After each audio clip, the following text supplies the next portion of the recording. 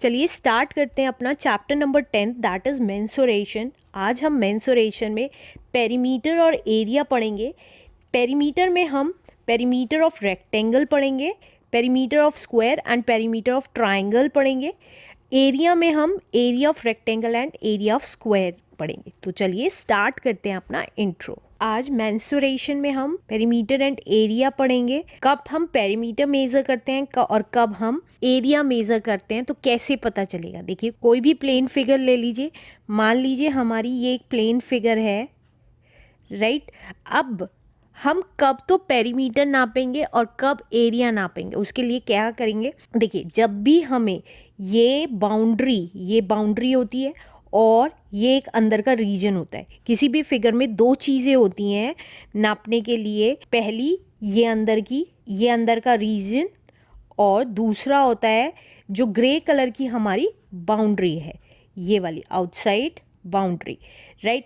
जब हमारी बाउंड्री की बात होती है, लाइक ए फील्ड है और हमें फेंसेस लगानी है उस फील्ड पे, और हमें फेंसेस नापनी है कि कितनी इस फील्ड में फेंसेस लगेगी, तो उस केस में हम क्या नापते हैं, पेरीमीटर।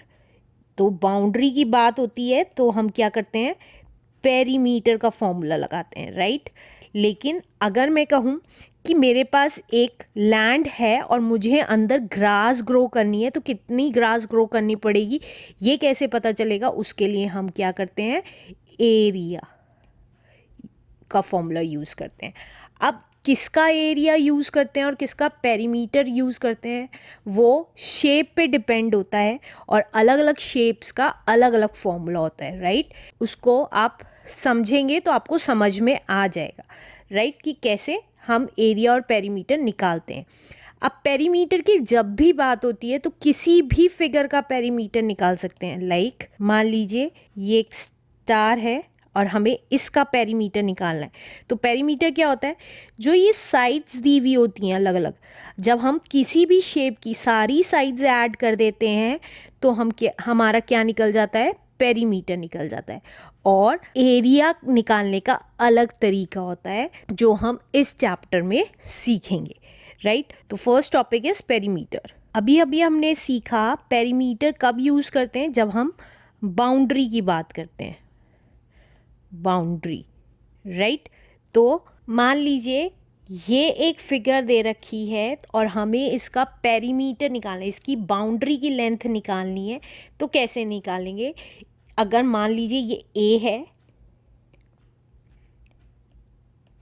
ये भी ए है, ये भी ए है, ये भी ए है, सारी साइड्स इक्वल हैं, तो वो क्या हो जाता है, रोम्बस हो जाता है, राइट। तो जब सारी साइड्स इक्वल होती हैं या सारी साइड्स अनइक्वल भी होती हैं, तो पेरीमीटर कैसे निकालते हैं, पेरीमीटर हम सारी साइड्स को ऐड कर लेते हैं। तो ये क्या हो जाएगा, सारी साइड्स ऐड कर लेंगे तो हमारा क्या आ गया, ये एक जैसी सी वैल्यू है सबकी, तो हम 4 टाइम्स ए भी लिख सकते हैं इसको, राइट। 1 2 3 4 4 और ए, राइट। तो ये क्या आ जाएगा, हमारा पेरीमीटर। तो पेरीमीटर को सबसे अच्छा समझने का तरीका है, जब भी हमें किसी भी शेप का पेरीमीटर निकालना होता है तो सिर्फ उसकी सारी साइड्स ऐड कर देते हैं, तो हमारा क्या निकल जाता है, पेरीमीटर निकल जाता है। तो पेरीमीटर हम क्या कह सकते हैं, perimeter is the distance covered along the boundary forming a closed figure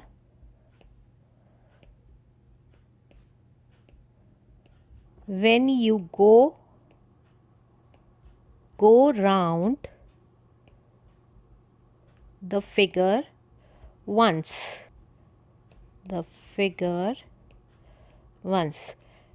इसका मतलब है पेरीमीटर वो डिस्टेंस है जो अलोंग द बाउंड्री फॉर्म, जो बाउंड्री से फॉर्म होता है। अ क्लोज्ड फिगर होना चाहिए पेरीमीटर निकालने के लिए, ये ध्यान दीजिएगा। अगर ये शेप ऐसे होती तो हम इसका पेरीमीटर नहीं निकाल सकते हैं। पेरीमीटर हमेशा क्लोज्ड फिगर होनी चाहिए। पेरीमीटर निकालने के लिए हमारी एक क्लोज्ड फिगर होनी चाहिए। और पेरीमीटर होता है जब भी आप एक राउंड लें उस फिगर का, तो जो डिस्टेंस हमने कवर किया है that is called perimeter, right. अब क्योंकि डिफरेंट डिफरेंट शेप्स होती हैं तो डिफरेंट डिफरेंट पेरीमीटर निकलता है और डिफरेंट डिफरेंट फॉर्मूला यूज्ड हो जाता है उसका। तो सबसे आसान तरीका पेरीमीटर निकालने का कि आप उसकी सारी साइड्स को ऐड कर दें, राइट। आपके कोर्स में जो जो पेरीमीटर दे रखे हैं वो कर लेते हैं। फर्स्ट है आपका पेरीमीटर ऑफ रेक्टेंगल। अब पेरीमीटर ऑफ रेक्टेंगल क्या होता है, हमें रेक्टेंगल की शेप पता है, ये हमारा रेक्टेंगल होता है जिसकी ऑपोजिट टू साइड्स पैरेलल होती हैं, 90 डिग्री का एंगल बनाता है चारों बाउंड्रीज पे, और ऑपोजिट साइड्स इक्वल होती हैं, ये इसके इक्वल है और ये इसके इक्वल है, राइट। वो रेक्टेंगल होता है। अब इसका पेरीमीटर कैसे निकाला जाता है, तो देखिए लॉन्गेस्ट साइड हमारी क्या कहलाती है, लेंथ कहलाती है, ये हमारी लेंथ होती है, और इससे छोटी साइड हमारी ब्रेथ होती है, राइट। लेकिन काफ़ी सारे रेक्टेंगल्स इस शेप में भी होते हैं। देखिए अगर हम ये देखें तो ये भी क्या है, रेक्टेंगल है, इसमें ये लेंथ हो गई और ये ब्रेथ हो गई, राइट। तो ये लेंथ हो गई, एल लिख रही हूँ लेंथ के लिए, और ये ब्रेथ हो गई, ब्रेथ के लिए बी लिख रही हूँ। इसमें भी ये साइड इसके इक्वल है और ये साइड इसके इक्वल है, और 90 डिग्री के एंगल्स बना रहे हैं हर एक कॉर्नर पे, राइट। तो ये दोनों रेक्टेंगल ही हैं। अब हम इसका पेरीमीटर कैसे निकालेंगे, मैंने आपको बताया था पेरीमीटर क्या होता है, सारी साइड्स को ऐड कर लेंगे तो पेरीमीटर निकल जाएगा। तो देखिए हमारा पेरीमीटर हो जाएगा, पेरीमीटर को पी लिख रही हूँ। अब अगर इस फिगर में देखें तो ये लेंथ, ये ब्रेथ, ये लेंथ और ये ब्रेथ, तो length plus breadth plus length plus breadth हो गई, राइट।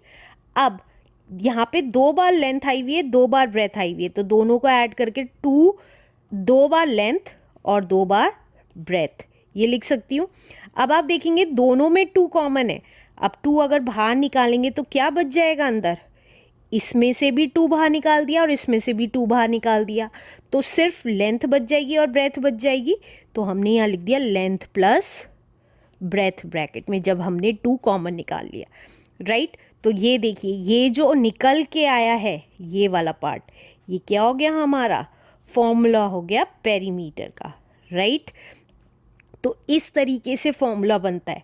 आपको अगर समझ में आ गया हो तो लर्न करने की भी ज़रूरत नहीं है। इसी तरीके से आप देखिए length plus breadth plus length plus breadth, तो ये क्या होता है, पेरीमीटर ऑफ रेक्टेंगल होता है। कोई भी शेप अगर रेक्टेंगल की फॉर्म में है और आप इसका डायरेक्ट फॉर्मूला लगाएंगे तो आपका क्या निकल के आ जाएगा, पेरीमीटर निकल के आ जाएगा। अब एक इम्पॉर्टेंट चीज़, पेरीमीटर की यूनिट क्या होगी, यूनिट मतलब मान लीजिए इस ऊपर वाली फिगर में अगर मुझे लेंथ दे रखी है 4 सेंटीमीटर और ब्रेथ दे रखी है 5 सेंटीमीटर, तो हमारा पेरीमीटर क्या आएगा, तो देखिए पेरीमीटर आ जाएगा डायरेक्ट फॉर्मूला, ट्वाइस लेंथ थी 4 और ब्रेथ थी 5। तो इसको देखिए अगर मैं सॉल्व करती हूँ 2 4 + 5 9 होता है, और ब्रैकेट का मतलब क्या होता है, मल्टीप्लाई, तो 2 9 18। अब क्योंकि इसकी यूनिट सेंटीमीटर में थी तो हम यहाँ क्या लिखेंगे, सिर्फ सेंटीमीटर लिखेंगे, कोई क्यूब यूनिट या स्क्वायर यूनिट नहीं होगी। किसी भी पेरीमीटर, किसी भी शेप का पेरीमीटर निकालेंगे उसकी यूनिट स्क्वायर यूनिट या क्यूब यूनिट नहीं होगी, ध्यान दीजिएगा, राइट। अब ये था रेक्टेंगल का पेरीमीटर कैसे निकालते हैं।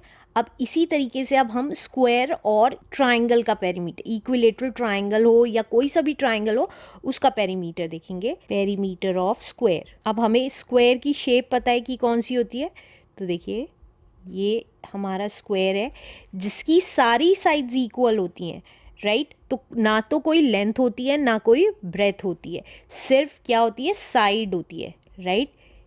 ये साइड ए है मान लीजिए, राइट, और ये भी ए है और ये भी ए है, राइट, और ये भी ए है।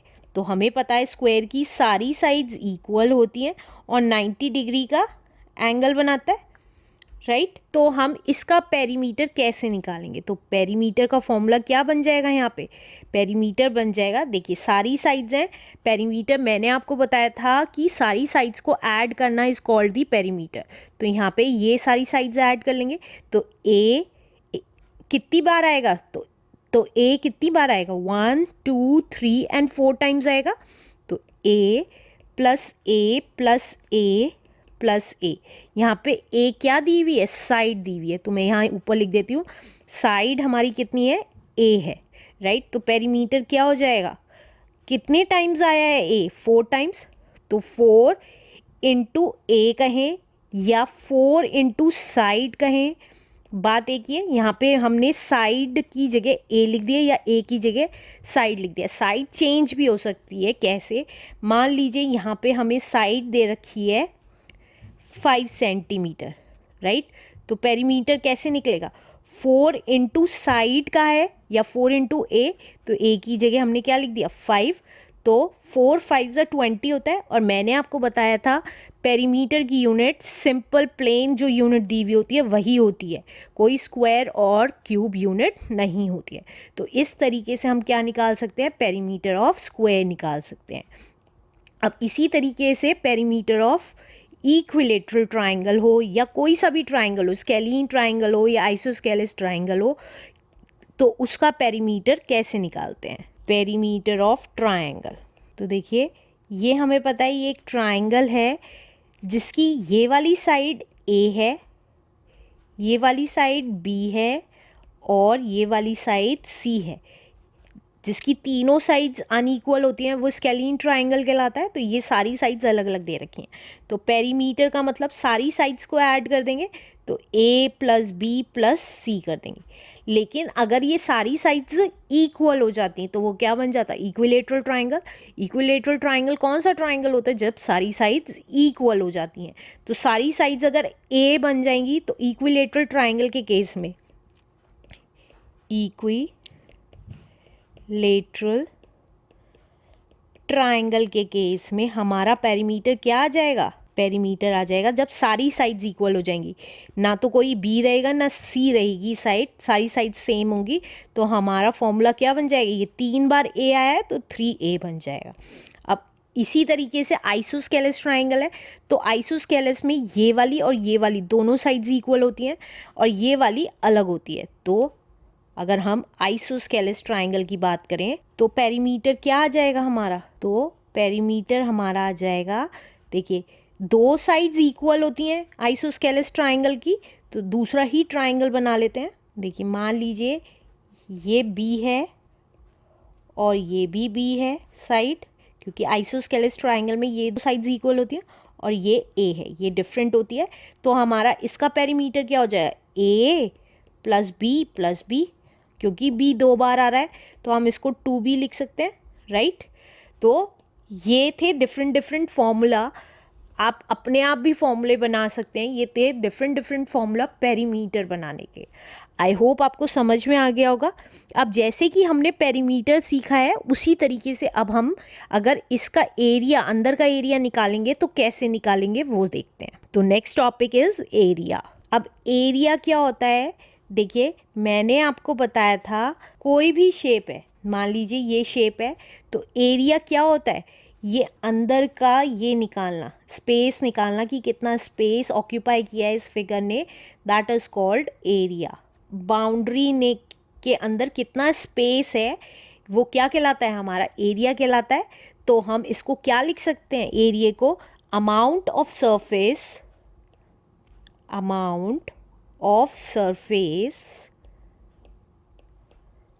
enclosed by a closed figure.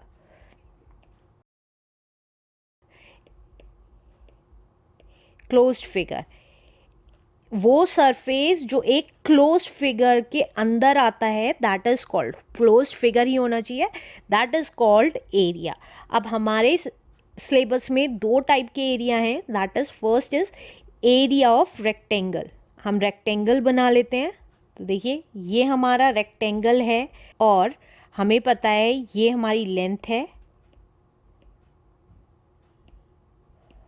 और ये हमारी ब्रेथ है, राइट। और ये भी लेंथ है इसके इक्वल और ये इसके इक्वल ब्रेथ है। तो हम जब भी एरिया निकालते हैं तो एरिया कैसे निकालते हैं, हम इस लेंथ को इस ब्रेथ से मल्टीप्लाई कर देते हैं। तो लेंथ इनटू ब्रेथ हमारा क्या आ जाता है, एरिया आ जाता है। ये अंदर का पोर्शन, ये कितना इस क्लोज्ड फिगर ने कितना सरफेस इंक्लोज किया हुआ है वो एरिया आ जाता है।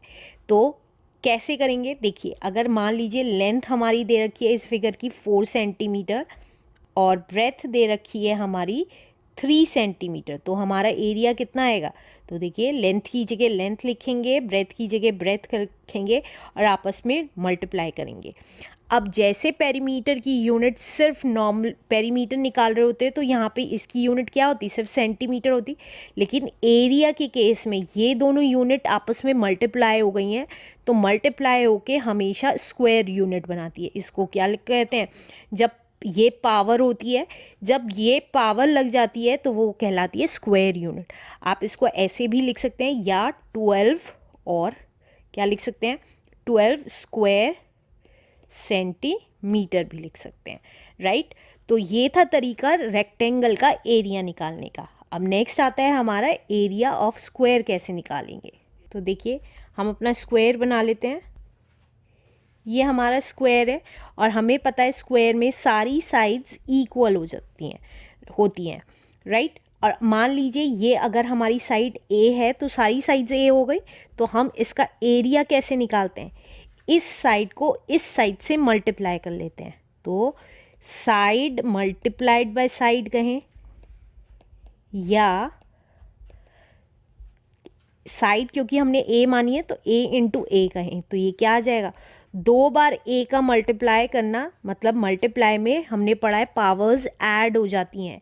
हमेशा ध्यान रखिएगा, इसकी पावर कुछ नहीं दी हुई तो 1 है, इसकी पावर कुछ नहीं दी हुई तो 1 है, तो 1 + 1 तो 2 होता है, तो ए की पावर 2 हो जाएगी, राइट। अब कैसे सॉल्व करेंगे, मान लीजिए हमें साइड दे रखी है 4 सेंटीमीटर, तो हमारा एरिया कैसे निकलेगा, side into side, that means 4 × 4 और 4 4 कितना होता है 16। अब क्योंकि यूनिट सेंटीमीटर और एरिया की यूनिट स्क्वायर यूनिट होती है, तो सेंटीमीटर स्क्वायर, याद रखिएगा एरिया की यूनिट हमेशा स्क्वायर होती है। तो ये था तरीका एरिया निकालने का। चलिए स्टार्ट करते हैं अपनी एक्सरसाइज।